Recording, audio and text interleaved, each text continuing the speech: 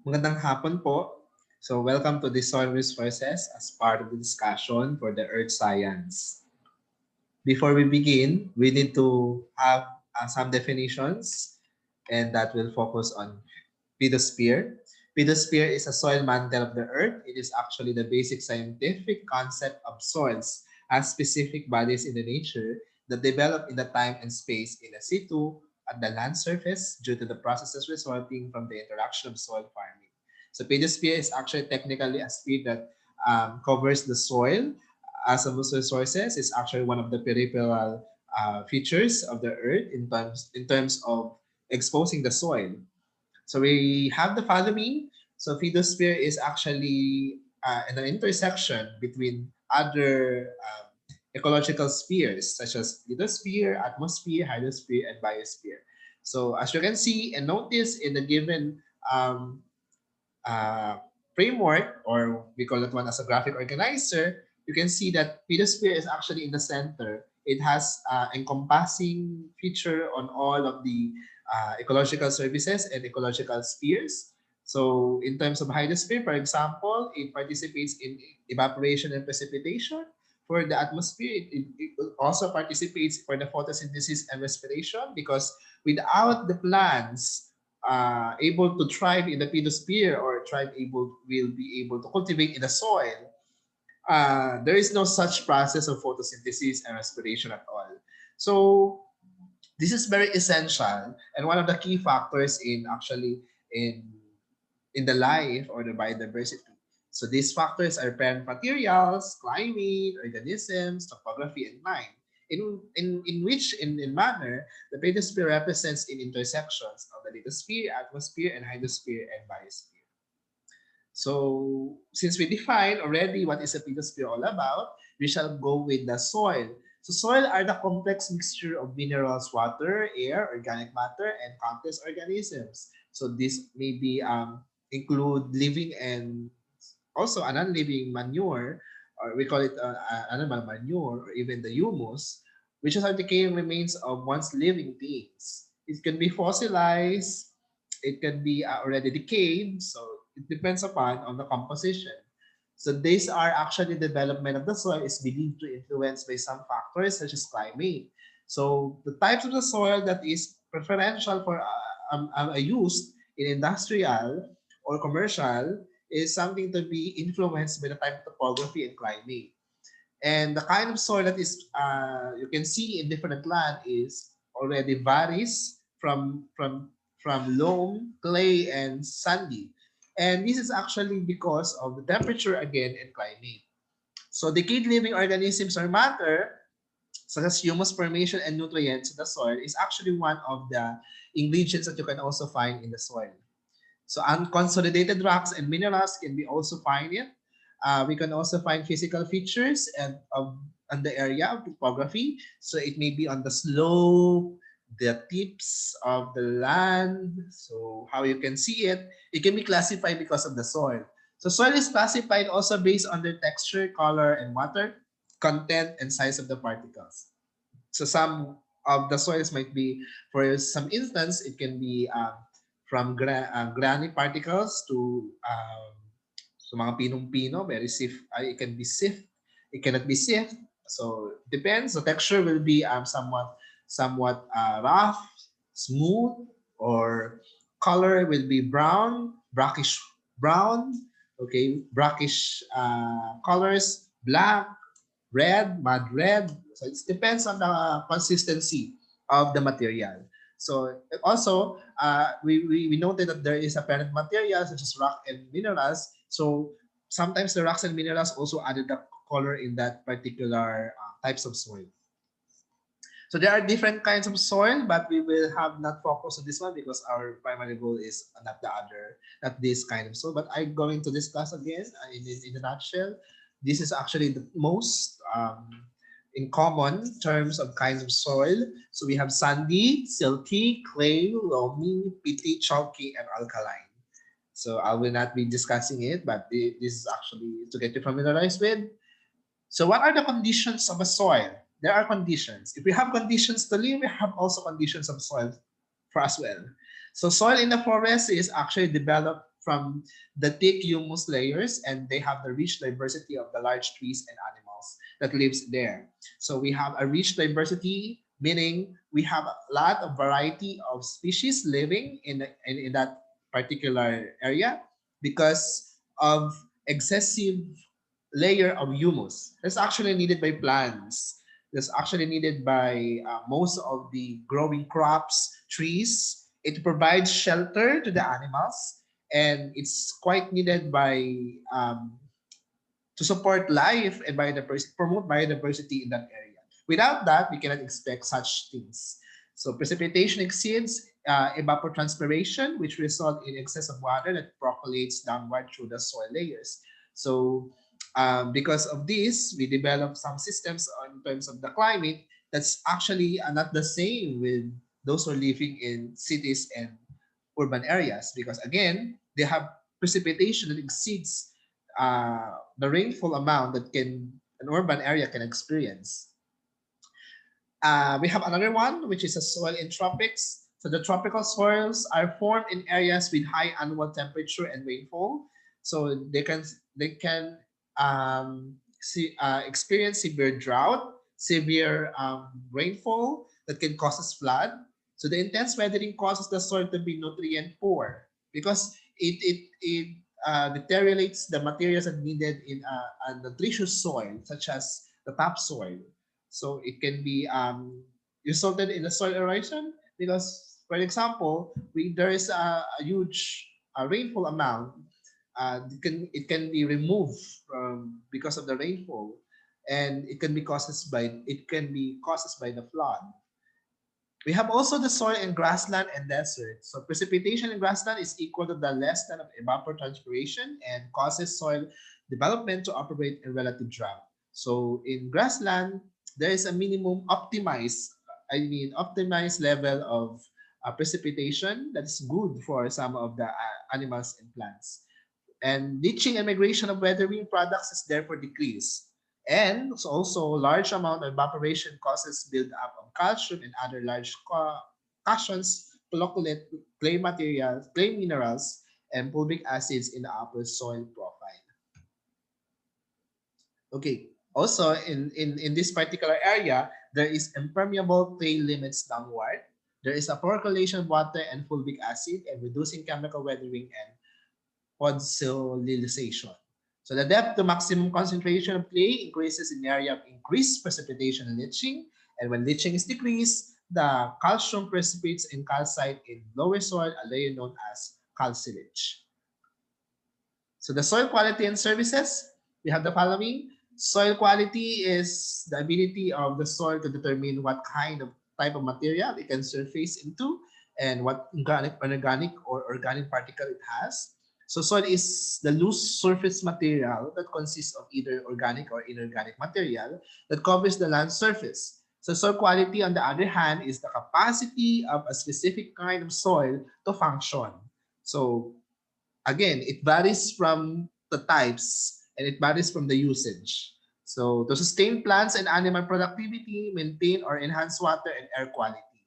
So that's actually the product of soil quality. And again, it can also support human health and habitation. So soil quality is the ability of the soil to perform functions, okay, that are essential to the people and environment. Because again, soil is actually, you can have it in a pedosphere, and pedosphere is actually serve as an interconnected pathway for different ecosphere, and it allows you to give not only the specific functions to the environment, but also to give limited to agricultural soils. And most of the quality has to do with building homes, building cities. Because again, if you have poor quality of soil, you can have a poor foundation for your buildings and homes. So you have to assess the quality of the soil that's much needed. And syempre, we need to understand that it's actually for the agriculture. Without it, we cannot provide food for our tables.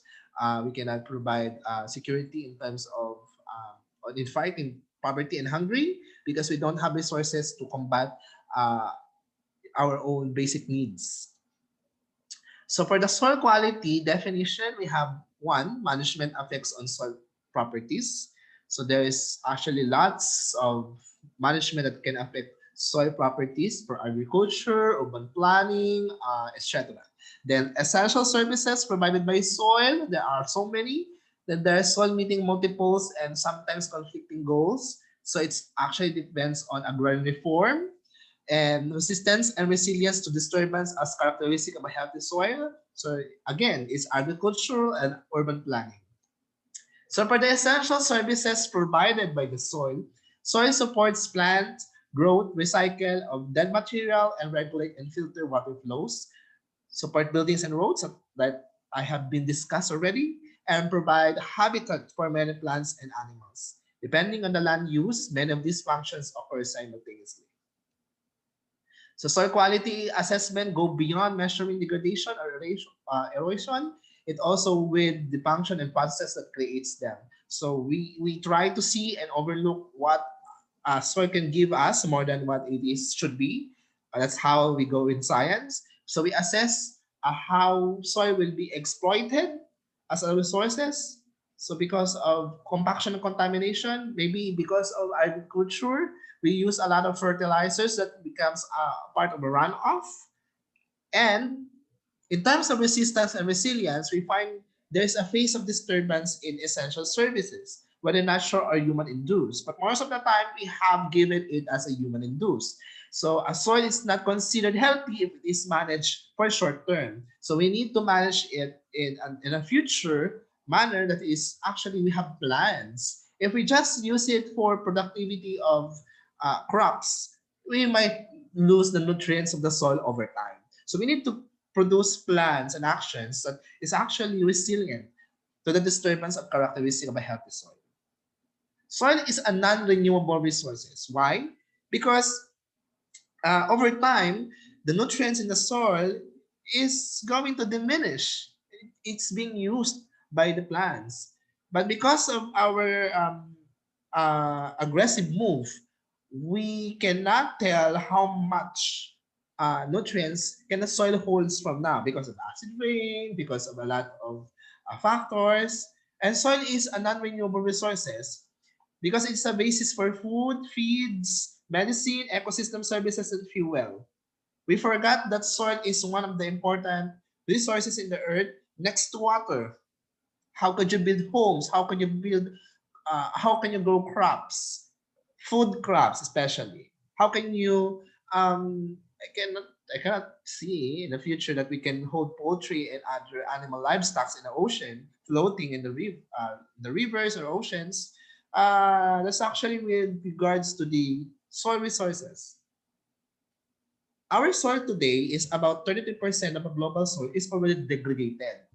And in Sub-Saharan Africa, 83% of the rural people is already dependent on their livelihood on the land. But 40% of the American Africa soils are currently degraded, meaning almost half is already lost already to the ideas that it can be cultivated. So in the most countries, there's a little opportunity for expansion of arable lands. So these arable lands are lands that can be converted or cultivated. They can be um, this can be used for agricultural purposes. But because of salination, acidification, erosion, a lot of lands could not be converted. In the Philippines, in the case we try to convert lands from agricultural to something urbanized area. So it hampers the soil's function and also the food production. We have to make sure that our countrymen has enough food production supply. So we need to focus on utilizing the soil, which may able to not only benefit the urbanization but also benefit our people in terms of food security. So we need inclusive policies and governance. We need to target soil research. We need sustainable growth by means of sustainable soil management. We have to stop soil degradation and restoring degraded soils, and we have to make soil information system. This is very essential because a nation that destroys its soil destroy itself.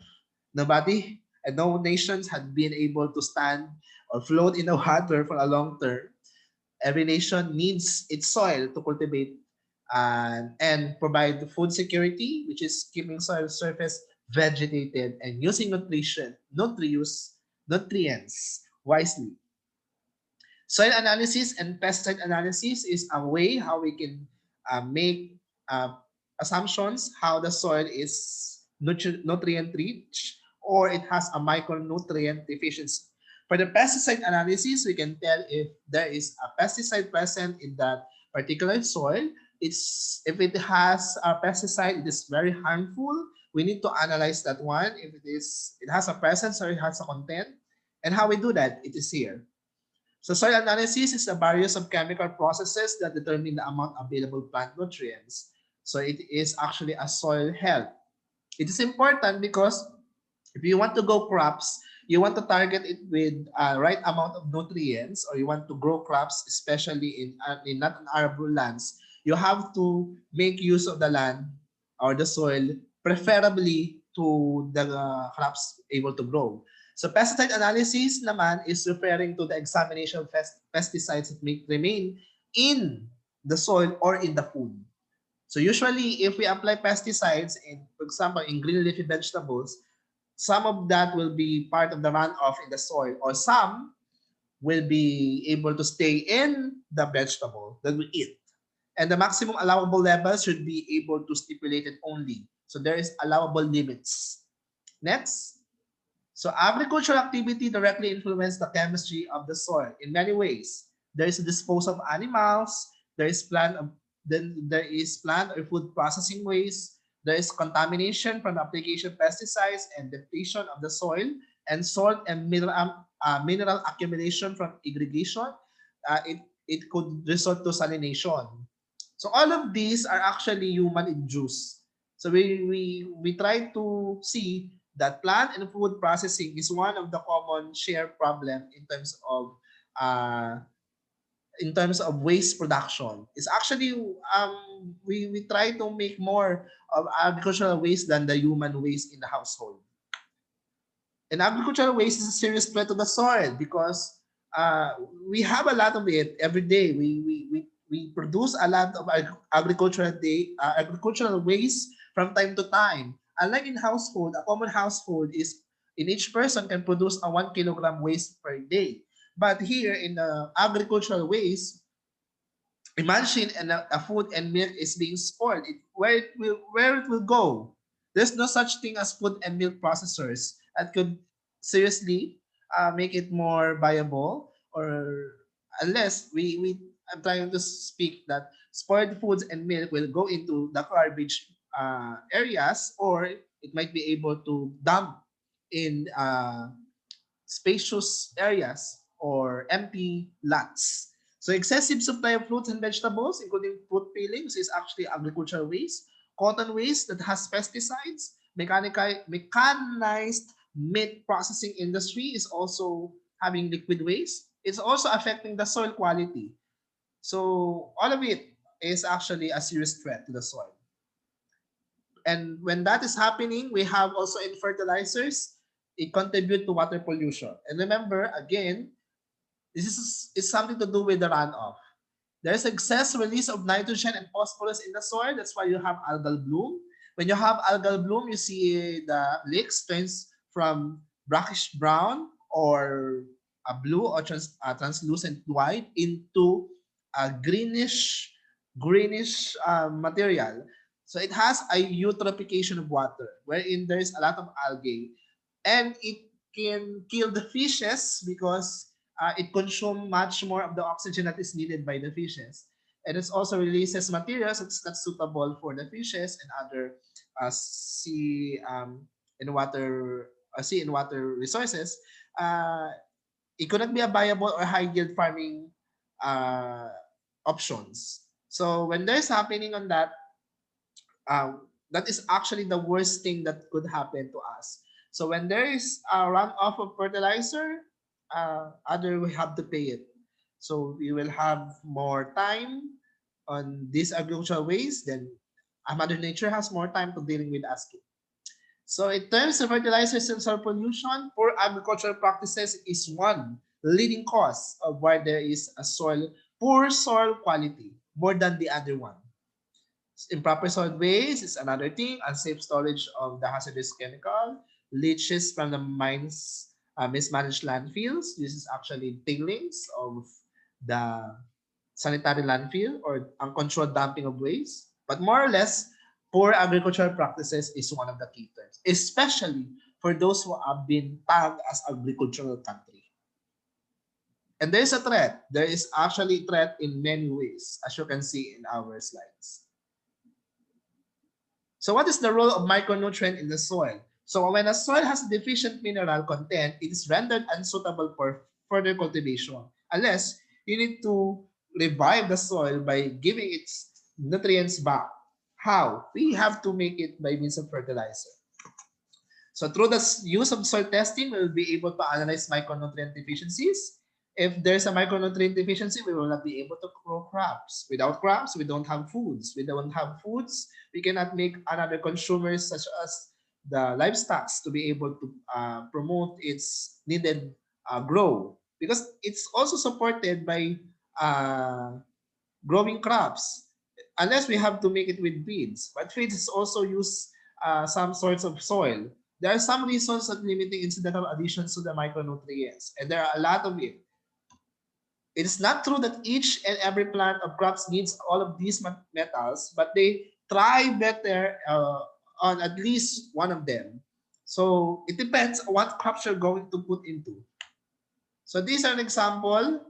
If you have boil deficiency in corn, you can see the yellowish part. If you have copper deficiency in wheat, you can see some yellowish on its stalk.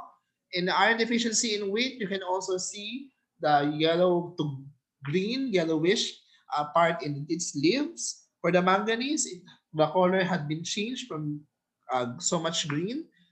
You have deficiency in soybeans of manganese. For the molybdenum deficiency in wheat, you can also see that the soil is cracking up. And for the zinc deficiency in what in soybeans, you see that the leaves is already crumpled.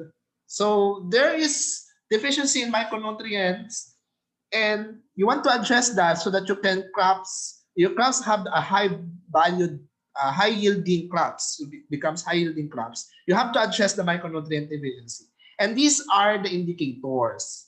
So if you see one of those in your crops, you need to provide mitigation on the process of its growing by adding more of its needed mineral or material. So there are relatively responsiveness of selected crops and micronutrients. So we have the following for the boron, copper, manganese, and zinc. So these are the tables that you can have in your handouts. Okay. So how we analyze the micronutrient in soil? We get a sample by means of sampling procedures. We get 10 centimeters of ricin, and there's our samples are ground to the fine powder or 100 mesh. So using nitric perchloric acid. So it's actually a laboratory procedure, and we use the sample for the test. We call that one as AAS, or the uh, this one is we call atomic absorption spectrometry. It provides elemental analysis technique that provides quantitative information of 50 different elements. So it uses just like in the light microscope. I mean in the high beaming microscope, it allows you to give information on what atom present in that particular content. If we determine what kind of atom, we can determine what elements present in the soil. So we will be able to also to provide data how much of that element is present in that particular soil. So for example, for this analysis, we need the following extracted with suitable buffers for the various elements as follows. So that is listed in this slide. You can also view that in your given handouts. So how do we get trace elements in analysis in soil? We use Van V graph sampler. So it's actually like a dump truck that has a claws that can get a sample dried of sediments. It's actually collected in the basins of the river so that we can find the dilution, we can find the elemental analysis in soil. Another one is you can get soil sampling by just making a taps of a pile and getting a 10 centimeter. But if you want to get more larger of your sample, you can get it by Van Graaff. So the wavelength for analysis detection limit is used in AAS for bio's micronutrient deficiency. And for pesticide and pollution, pesticides are the worst enemy of the man because some of it will not be getting off with the plants. Excessive usage contaminates lithosphere and pollutes atmosphere also. It releases lots of, for example, the methane. For the hydrosphere, it pollutes also because it becomes part of the runoff. It it includes herbicide, fungicide, and insecticide. These are persistent pollutants obtained during interaction of lithosphere and biosphere. So a pesticide like DDT is actually part of sprays for the mosquitoes. It's actually removed now in the market, part of the ingredients. However, the production has been remained same due to its consumption of developing countries because it's actually cheap than other materials that can be used. But it's actually changing the fertility of mammals and it affects also the soil. So these are actually the laboratory techniques that you can use to find if a soil has a pesticide. We have TLC or the thin layer chromatography. We use this one to separate the non-volatile mixture. We add this in glass, plastic or aluminum foil, which is coated with a thin layer of absorbent material, which is usually silicon gel, aluminum oxide, or cellulose. So it's actually the same with chromatography technique, but it's only used a thin layer. Okay, for the polarography is a rapid, sensitive, and relatively specific technique that can be applied to pesticide to know the residue is present or not. And the technique should be also prove the valuable tool in pesticide research. It can be monitored using the new column or studying kinetics, identifying determinants of metabolites, assaying primary pesticide standards, and conducting stability studies. And we have also the uh, UV spectrophotometry or the UVBs or UVVs. It refers to the spectroscopy or reflectance of spectroscopy in part of the ultraviolet full. It's actually the same with the rest of the ideas from the thin layer and holography, but this time it uses full range of the UV light and adjusted visible spectral regions. That means it uses light that is visible and non-visible as well. So in response to this, in terms of soil quality, we need to be calling for the stewards of God's creation. So our response to this as a call for stewards of God's creation, the challenge for us is not to change everything that we need to change for the betterment of our soil management, but we need to change our behavior because this is actually a very important aspect in changing our old-fashioned way or our solution for the climate change. We don't need a lot of technology. We don't need a lot of research if that will not be used for the betterment. We need to change our behavior. We need to rethink, we need to redo how we use the soil, how we use other nature resources.